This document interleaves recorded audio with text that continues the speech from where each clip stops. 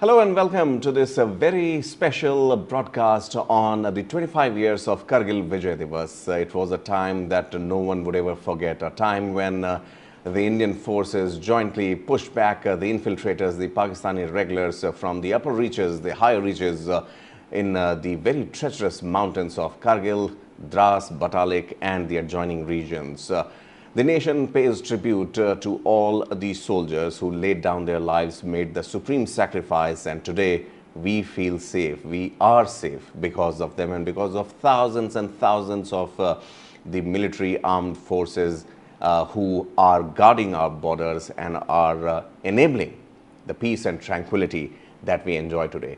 To discuss the day, to celebrate the day, I would say, and to pay our rich tributes to the fallen heroes, it's my honor that today we are joined by Lieutenant General Dr. Konsam Himalay Singh, former Lieutenant General of Indian Army, joined Manipur Police Service Commission as chairman on 17th May 2017.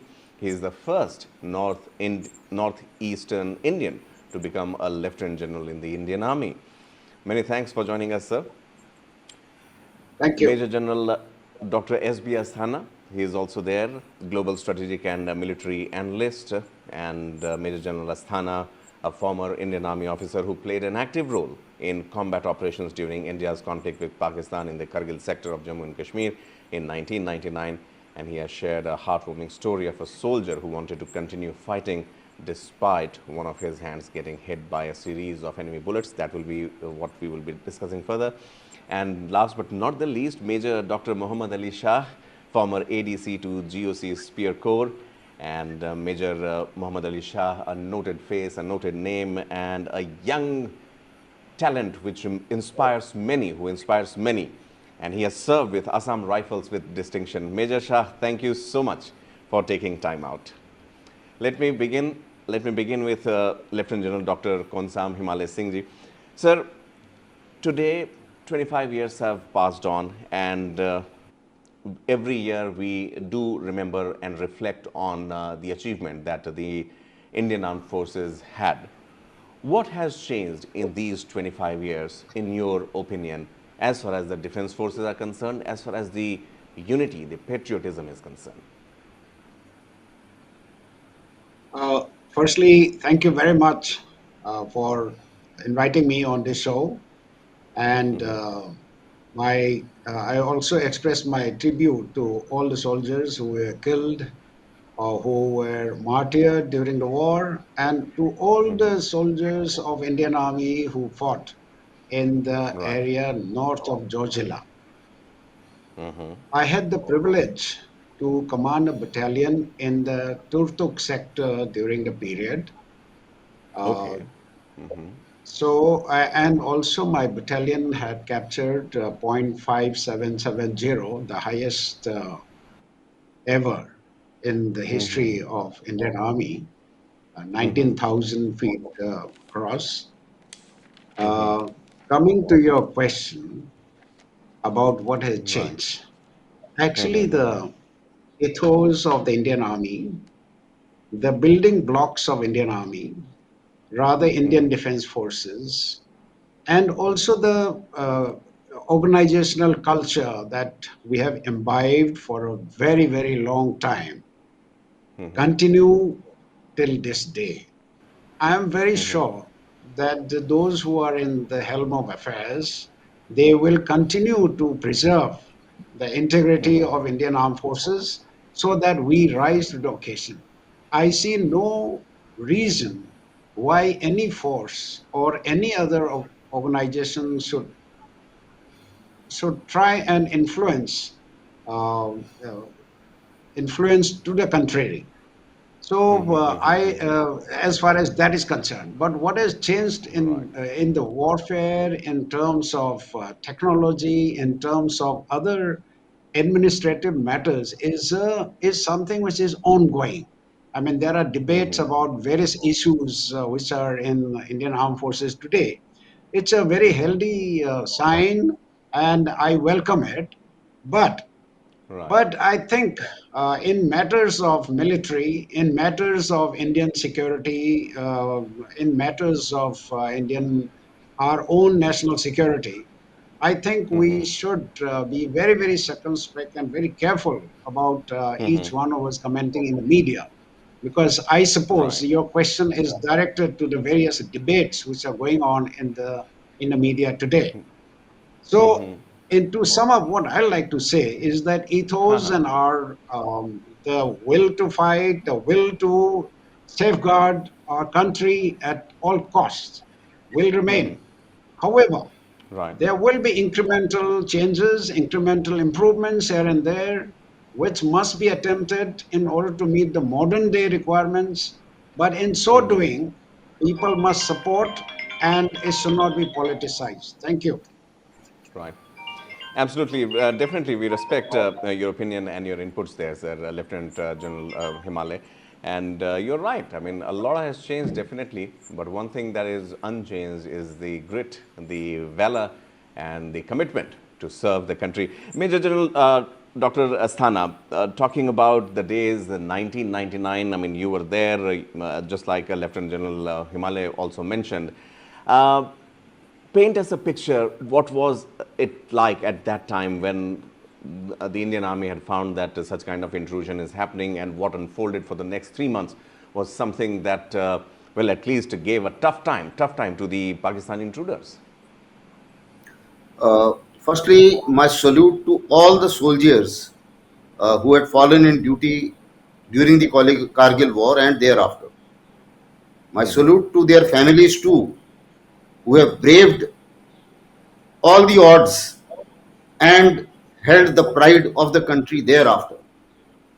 My salute to the entire public of India, entire citizens of India, for supporting us during that war and thereafter in a manner that it emboldened all of us, that the whole country is sitting behind us. Kargil War was the first war where the whole country could see it from on their televisions. There had been wars earlier, but that time perhaps the televisions were not so easily available, and therefore the kind of media coverage which was there, and the country, the way every single soldier who sacrificed his life, the way he and his family was respected, was something which perhaps joined the entire country together. And today also we find that the spirit continues, and that the spirit is there whenever the country faces such kind of challenges. Now, coming Right. on to this war, let me put it this way, that this was a peculiar war wherein the intruders had come, and those intruders were nowhere were purely Pakistani army, Right. Right. not the Absolutely. shall I say the terrorists or Right. the fighters or something like that, which is being made out by Pakistan. True. The fact that they lost so many army soldiers indicates and vindicates what we are saying. The most important thing was that in this war, uh, we the war was restricted to a particular region. This is a classical case of a limited war, where the war Right. was not extended beyond that region and did not get blown into the full scale war. Therefore, the nation was saved from the cost of a full scale war and also the international ramifications of a full scale war. Of course, this was tough to our troops in a manner that we were to attack uphill, and therefore the intruders who were sitting on top of the hills had a positional advantage. But Right. Right. our brave soldiers and young officers and men ensured that with their grit and their valor, they overturned that advantage and got back and pushed them out the way it happened in those three Right. months.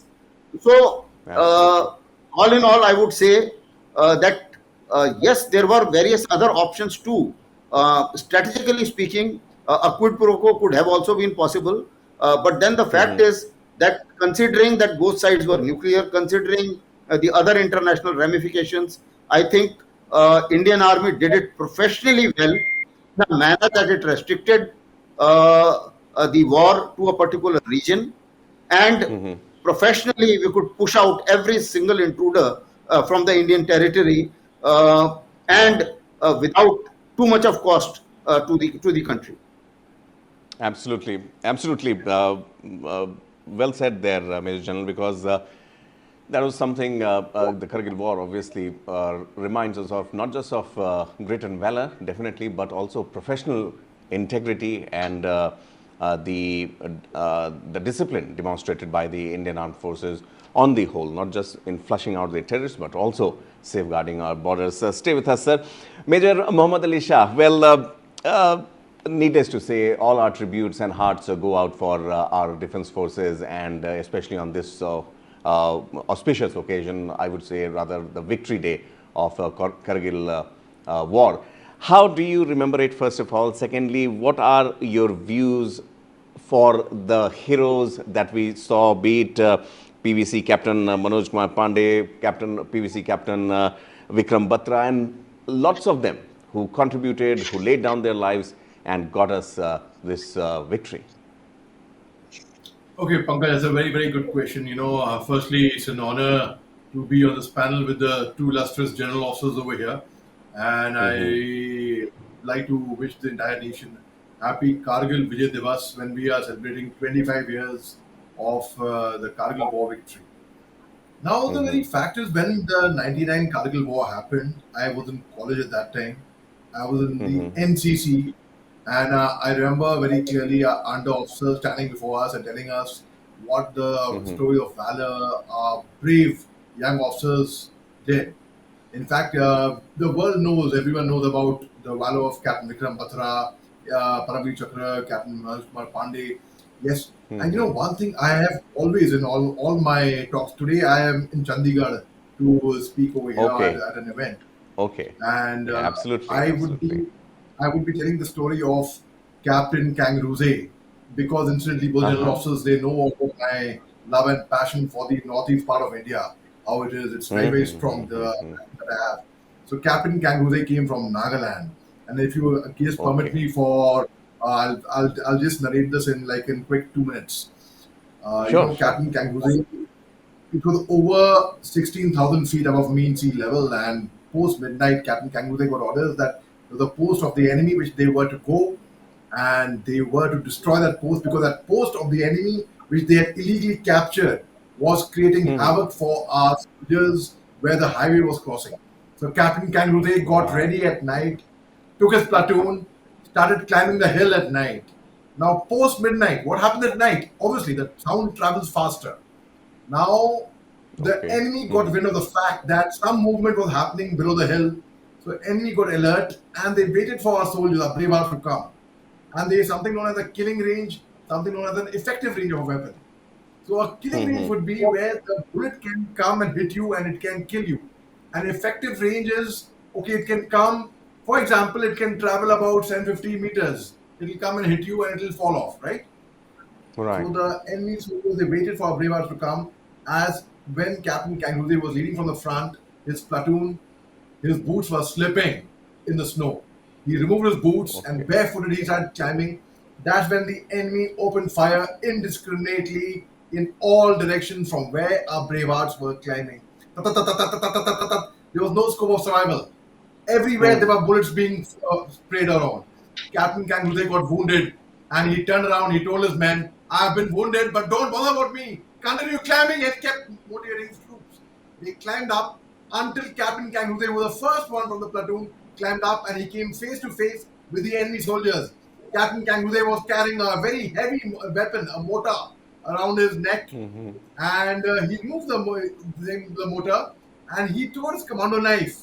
First thing he did was he slipped the enemy soldier there, and he climbed towards the bunker, took aim, and he fired again. And Captain Kanguze achieved his aim. But now, when the Bravehearts were climbing from behind, the enemy soldiers are running because they were scared of our soldiers. They fired from behind like this, and when they ran away, a burst of enemy fire came and hit Captain Kangaroo right on his chest. A burst fire, who fell from the cliff. And when he fell from the cliff, the Bravehearts went down to find Captain Kangaroo lying there in a pool of blood. They were carrying the national flag with them in their pithu jhola and their skele in the rucksack. They wrapped the body of the brave commander who was only 24 years old, and they climbed up. And when they climbed up, they planted the national flag over there on the peak. They put the body of the brave platoon commander. They saluted the national flag. They saluted their brave platoon commander, and they said, "Captain Kangude Amar Rahe." And they all cried. They wept like little babies. They cried not because they won a battle or a war or a cliff. They cried because they had lost their brave platoon commander who was not there with them anymore. And they said in unison, "यह जीत आपकी है नीमो साहब, ये हिल आपका है, आज से ये हिल नीमो हिल कहलाएगा." And that is the story of Nemo Hill. If ever any of you go to Kargil to see where the Indian army fought bravely for your tomorrow, you'll find a very prominent feature over there known as Nemo Hill. That's the story of Nemo Hill. But the story doesn't end over here. When Captain Kangude, yes, yes, Pankaj. Please. When Captain Yeah, please, Kangude's please. body was being brought back from Kargil to Nagaland, the whole Nagaland united. There are different tribes in Nagaland, right? They are Angami, Chao, Ao, Chakadang, Semma, Lotha, Renia. There are different tribes. They all joined hands together. And when his body was taken up in the ambulance, they all said, "Captain Kangude Amar Rahe." And where he was buried, over there, already in Koima Valvo cemetery written over there, when you go home, tell them avas and say, "For your tomorrow, we gave our today." Here also, here Captain Kangude, brave heart, is buried. And so our youngsters fought very, very bravely, Pankaj. And lastly, I'd like to conclude quickly by telling you about one letter which Captain Vijayan Thapad, Veer Chakra, wrote to his family before he went for final assault. He wrote, "My loving Papa, Mummy, Granny, and Bertie. By the time this letter reaches you all, I will be observing you all from the skies, enjoying the hospitality of Apsaras. I have no regrets. In fact, if I were to be born again as a human, I would choose to join the army and serve my nation. Whichever organ needs to be taken should be taken and donated. Continue giving rupees 50 to Asthana and continue giving rupee and donating to the orphanage. If ever you get a chance, please come and see where the Indian Army fought for your tomorrow. Papa, you must be proud. Mama, so must you." And what emotions he had in the letter. I haven't completed that. So, but it is. But yes, Pankaj. So, a big salute to all our brave hearts, Pankaj. Absolutely. No, Major Shah, thank you so much. I mean, goosebumps is something that, is you're bound to get. But the way you narrated the story of Nemo Hill, this morning I was watching the broadcast where Prime Minister Modi was there paying tributes, and they were playing out the representation, and Nemo Hill was there, and I learned, I stay educated here when you told me this valiant story, the way it was fought. Needless to say, Lieutenant General Dr. Konsam Himalay, the kind of sacrifices that our soldiers made, the kind of effort that Indian Armed Forces made is unparalleled. And given the history of the war, 1999, last battle that India has fought against Pakistan, there have been more in the past as well. Prime Minister Modi today said that Pakistan hasn't learned from the past. Is this concerning for India, or is this concerning for Pakistan?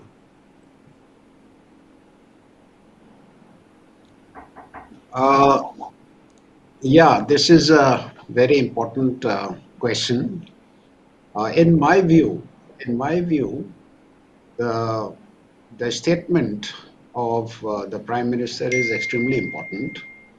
And if you look back at the history of Indo-Pakistan relationship, it has been not been a very pleasant one for a very long time.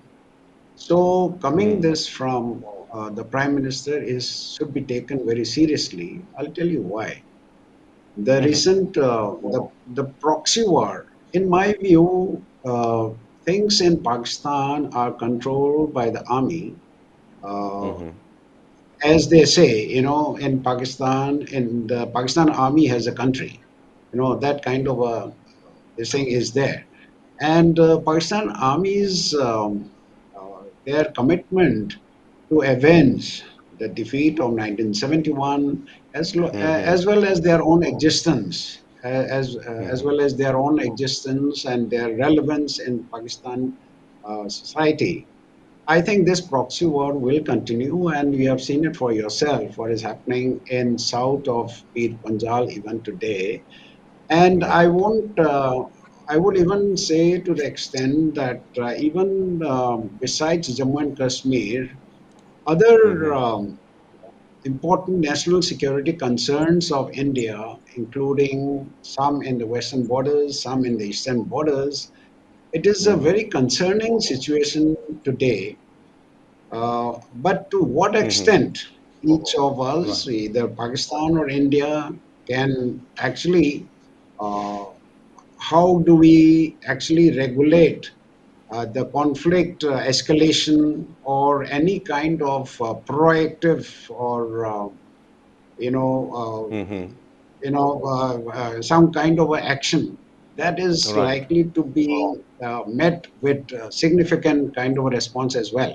So I'm Right. sure that national security establishment in our country, they're working and they must be planning as to what would imply from the our Prime Minister's statement today. Absolutely, absolutely. Quite an in-depth, a loaded statement, I would say there, and it comes at a time, gentlemen, when many would say that India faces a two-pronged challenge. One is Pakistan, the other one being China. Major General Asthana, looking at the positioning of India as of now, and given the fact that India's experiences and India's, if I may use the word, tryst with war has been more than what China has engaged in. But we face them as also a challenge, as an adversary, not just in the northern front, but in the eastern front as well. How do you assess the Chinese presence as of now, as far as Indian borders are concerned? And secondly, how the morale, as far as the morale of the Indian forces are concerned, needless to say, they are high. Josh is always high. But in the wake of this remembrance of 25 years of Kargil, how should we be looking at this Chinese challenge? See, this 25 years of Kargil War and beyond has taught us a lot of things to be able to look at Chinese in a much stronger manner the way we were looking earlier. You would have seen Okay. the kind of infrastructure development which took place, the kind of mobilization. We took much longer in mobilization during Kargil War as compared to the time which we took for mobilization in against Chinese when the standoffs started. Surely a lot of lessons were learned, a lot of drills were taped up, and we were much better prepared. You would have remembered people who analyzed Kargil War. You would have also remembered that there was problem of special clothing and winter clothing at some point of time, and we had to do Right. distress purchases. But when it came to Ladakh, we were reasonably well off in a manner that we could perhaps move 50,000 troops and do a mirror deployment, and we were not short of clothing. So these are some of the things Okay. which happened. Other important thing is, as far as the junior officers and soldiers are concerned, let me say in no uncertain terms, they fought very well in 62. They fought very well in all the wars from then till now. The only differences when I analyze all the wars put together, I find is that, see, in 62, the political hierarchy and military hierarchy were not on the same page, not very well prepared, and therefore lost it. In 71, the military hierarchy stood up to its ground, asked for 6 months, told political hierarchy that you prepare international opinion while I prepare militarily, and then we launch. And we won the war. And we won the war hands down. Right. Right. Similarly, perhaps this understanding needs to increase. Now, as we are going along, a lot is being developed, a lot is being done in terms of the infrastructure development, because we find that one of the areas where we lack in comparison to Chinese is the level of infrastructure development which Chinese have now on their side as compared to what we Right. have on our side. So I think there is a fair amount of effort which is being put. Today, also Prime Minister inaugurated one of the tunnels which is going to cut short the timing for the troop movement as well as timing Absolutely. for the supply chain. So therefore, and also boost the local economy as well, because that is also very important. If you have more, shall I say, a better economy, more people on that side, in on the Right. borders, and more infrastructure on the borders, even tourism infrastructure, that also helps the army because you have more resilience capability in terms of supplies and all the essentialities which are required by the army. So, Absolutely. all in all, I think there is a lot being done in terms of intelligence, surveillance. We in Kargil War we learned that perhaps we needed much more intelligence and surveillance. Perhaps we should have tracked when Pakistanis were doing so much of purchases of the winter clothing. We should have caught on to Right. that. So therefore, a lot of intelligence equipment and intelligence reach has also increased now. We are looking at drones, we are looking at satellite imageries, we are looking at so many other things because that time perhaps it's only the patrols and perhaps the locals who informed us. But then I think today the surveillance grid is much stronger. So these are some of the things where Right. perhaps we feel that we are emerging quite strong now. And certainly, Absolutely. the Indian Army is there to take on all the challenges, including Chinese, including the twin challenges. Right. Absolutely, absolutely, Major General, and you're absolutely right. When with the changing times, with the changing modern warfare, the strategy, the equipment, the preparedness also needs a boost, which this Indian government is definitely very serious about and is providing whatever is required there. Gentlemen, I know all of you are much sought after today for all the debates and discussions that are happening. I'll take a final question from Major Mohommed Ali Shah. Major Shah, uh, we remember Pulwama, and we remember what happened after that. The quick response, the swift response from India actually shut the doors on Pakistan, not only from within, but also internationally too. And the response was well received. The way Pakistan had to run helter-skelter is something that the whole world saw. This particular style or stand that India won't tolerate any sort of infiltration or nonsense now is a message that is loud and clear to the whole world. How important it is as of now to maintain this, first of all, and secondly, to give the enemies, as Major General Asthana mentioned, that had we cracked at that very time when winter clothing were being bought by the Pakistani forces, this time around, Indian Army, the government itself, quite proactive. How important is it in your opinion? Okay, Pankaj, I'll take you back to again 1999 when Brigadier MPS Bajwa, he was commanding a brigade in that area, in Kargil area. One major Sher from Pakistan Army, he thought he fought bravely. He was killed in action. He wrote a citation for him, put it in the body's pocket, and when the body was to be sent back to Pakistan, firstly, Pakistan refused to acknowledge the dead bodies of the soldiers. They said they're not That our also men, we happened, don't know who they absolutely. are. We don't want them. Shameful, ridiculous, absolutely. Anyhow, we gave Pakistani soldiers a very honorable burial. Anyhow, when Major Sher Khan's body was brought back to Pakistan, he was awarded with Nishan-e-Haider. That's equivalent to a Paramir Chakra of India, right? One Okay. of on the brave hearts of ours, Lieutenant Saurabh Kalia, when he was taken as prisoner of war into Pakistan, Yes, yes. they mutilated his body. We Right, got right. We remember. Pakistani, a Pakistani soldier, a gallantry award, the highest gallantry award. What did they do to our soldier? No professional army does that. And no professional army enters someone's territory in civil dress. Chori chupe. I mean, no one does Ji. that. We cannot even think of such a thing. Now, that is the level of competency, I would say, in Pakistan Army. I don't mean to, being a Right. soldier, I don't mean to bang out any other military. We respect all the military of the world, but when a military does such a ridiculous, unofficer, Right. unethical practices, I think we got to speak up about it.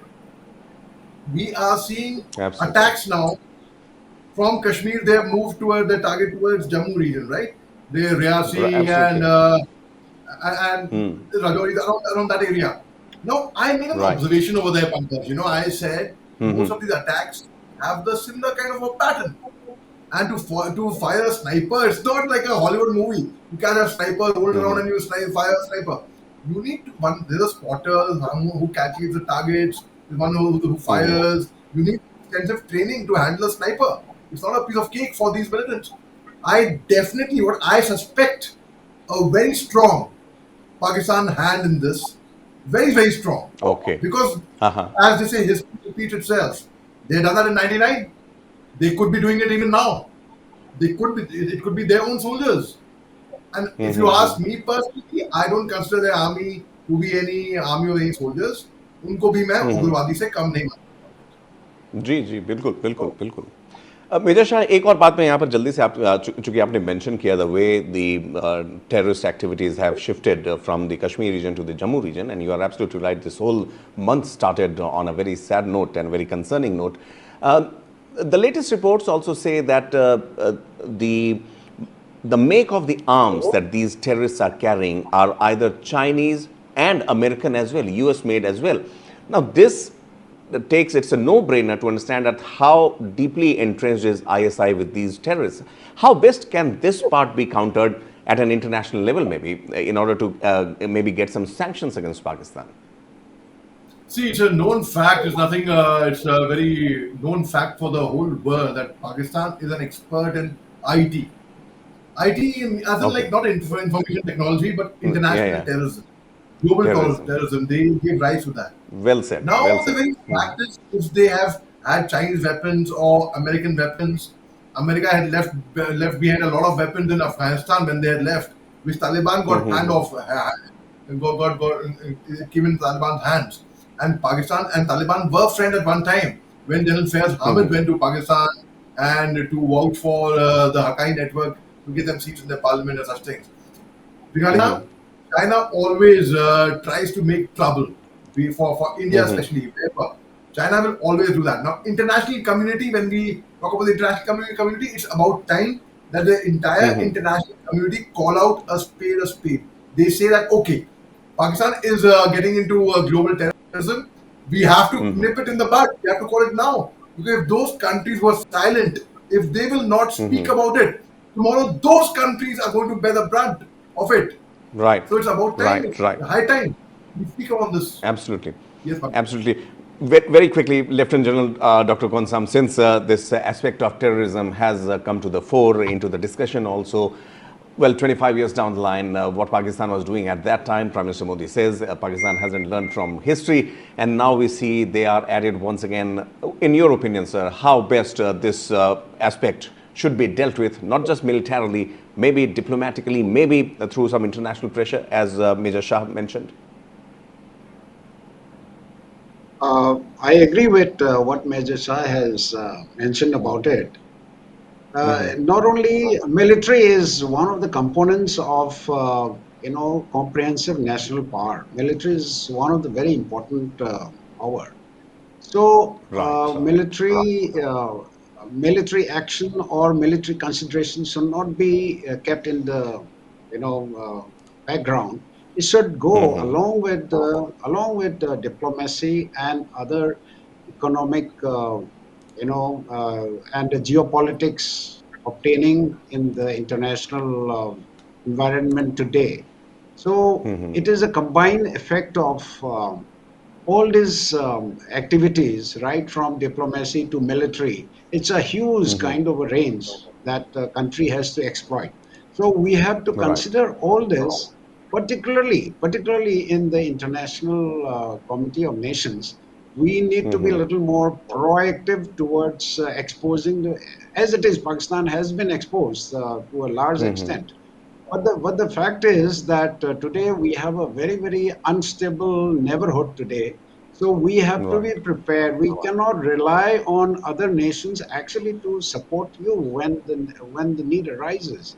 So we have to be strong first. We have to be Absolutely. strong so that if you are strong, there will be many more friends who will come and help you. If you are weak, nobody is going to help you. So it's a That's the nature.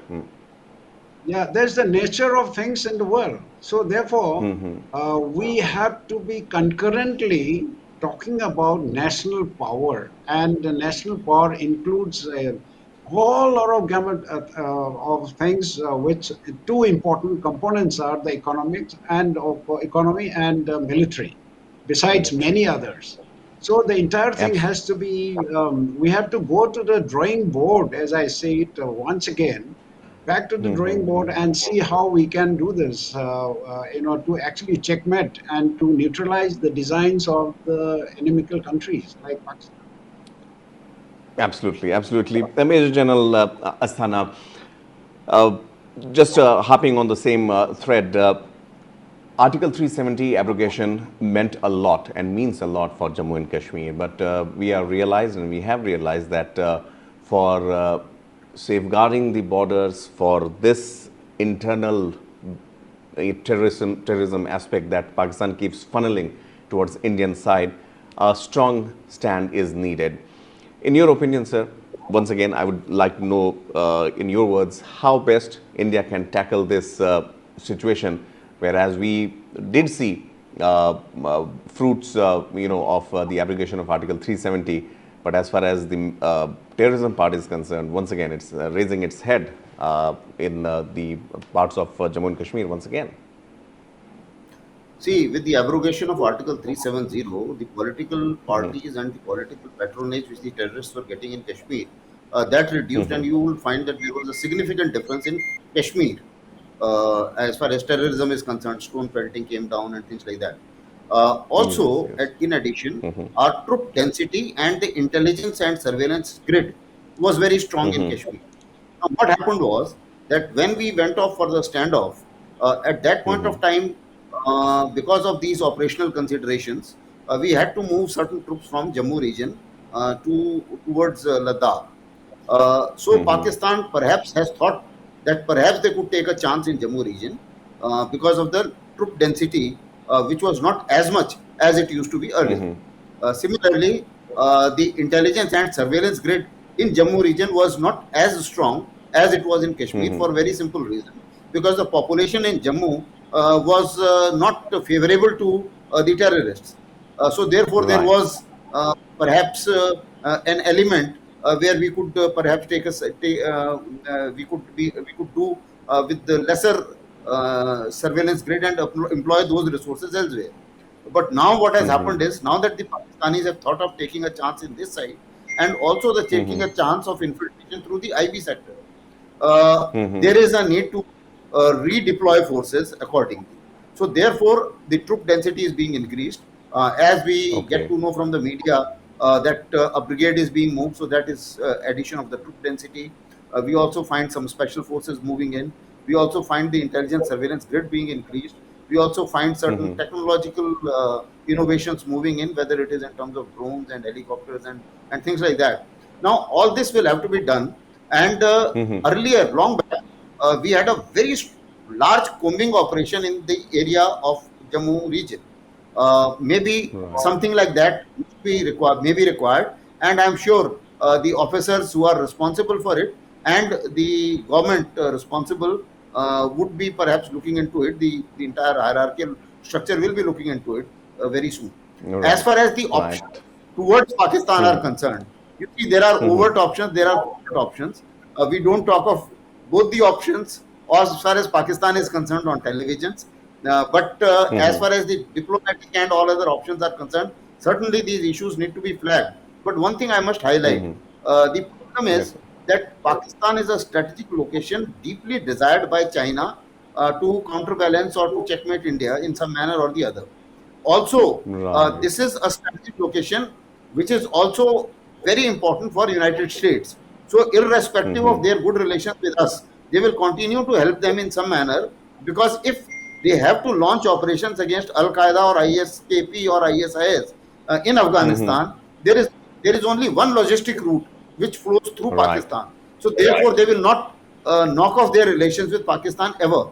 And that is why, and China being a P5 member, it will be very difficult for us to put a diplomatic pressure in United Nations against Pakistan because China will bail them out and make sure that no resolution is passed against them, as has happened in past.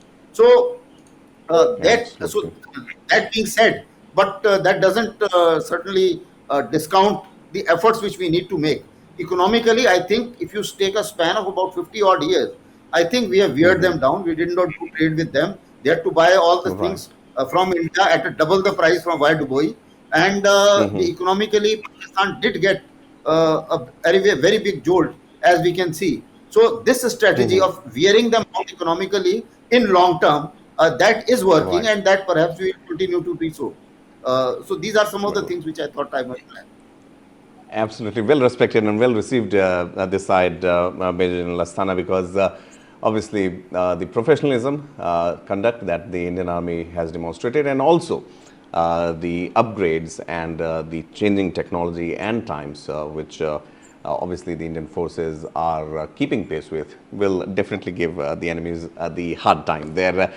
Thank you so much, gentlemen. I know Major Shah is in Chandigarh, the combined capital of Punjab and Haryana. And Major Shah, you would be surrounded with lots of veterans, I am sure, because those two states produce maximum number of army, members also. A lot of people go there.